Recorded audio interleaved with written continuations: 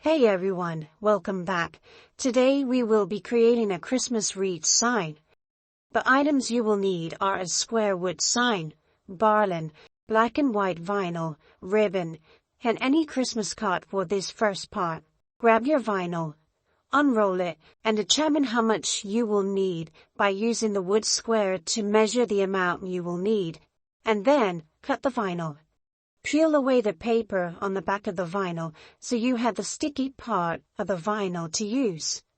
Stick the vinyl onto the square and check all over to make sure the vinyl is attached to the square. Now grab the garland. The garland will go around the wood square. This part you will need a hot glue gun to glue down the garland all around the wood square.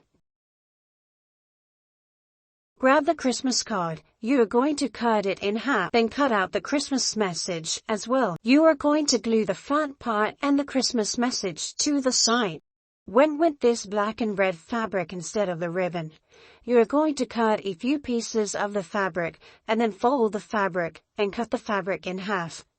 Grab 2 pieces of the fabric. You are going to fold the first piece of fabric into a V shape, like in the video. Then create the second V shape for the other fabric. She creates a small bow ribbon out of the fabric. You create the V shape first, and then fold the other fabric until both ends meet. Open up one end of the fabric and then glue both ends to each other. Add glue to the front of the V shape fabric, and add the folded fabric onto the V shape fabric. This creates a simple, easy bow for the sign.